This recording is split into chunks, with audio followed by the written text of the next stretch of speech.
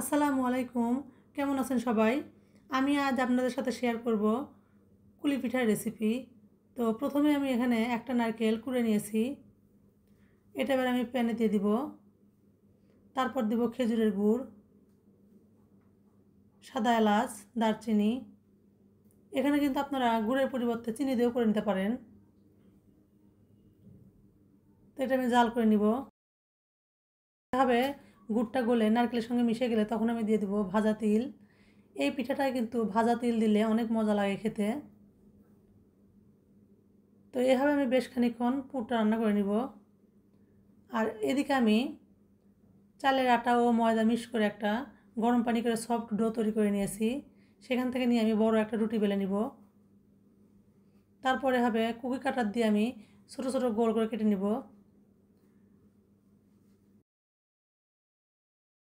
এখানে কিন্তু আপনারা শুধু চালের আটা ব্যবহার করলে এই পিঠাটা কিন্তু ভেঙে যাওয়ার সম্ভাবনা থাকে।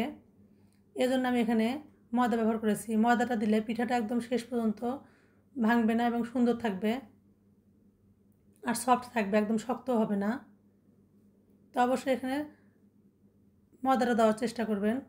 তারপর এখান থেকে আমি নারকেলের পুরটা দিয়ে এভাবে হাত দিয়ে পিঠা তৈরি করে নিব। আপনারা চাইলে কিন্তু এটা পিঠা ছাঁচ দিয়েও তৈরি করে নিতে পারেন। তো আমার কাছে মনে হয় হাত দিয়ে করলে একটু বেশি ভালো লাগে দেখতে। এই পিঠাটা খাওয়ার জন্য কিন্তু নির্দিষ্ট কোনো সময় লাগে না, শীতকাল বা অন্য কোনো সময়। আমার যখন মন চায় আমি তখন এটা তৈরি করে ফেলি ঝটপট। আর খুব সহজে এটা করে নেওয়া যায়।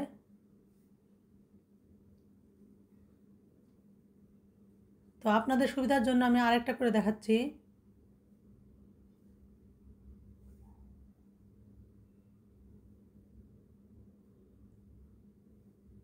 তো এইভাবে আমি সবগুলো পিঠা তৈরি করে নিব।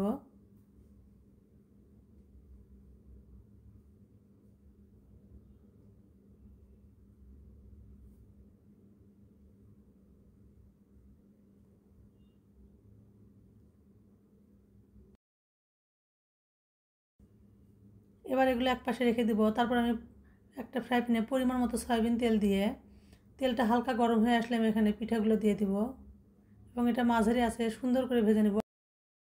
আপনারা চাইলে এটা হালকা করে ভেজে নিতে পারেন, আবার একদম লাল লাল করে ভেজে নিতে পারেন।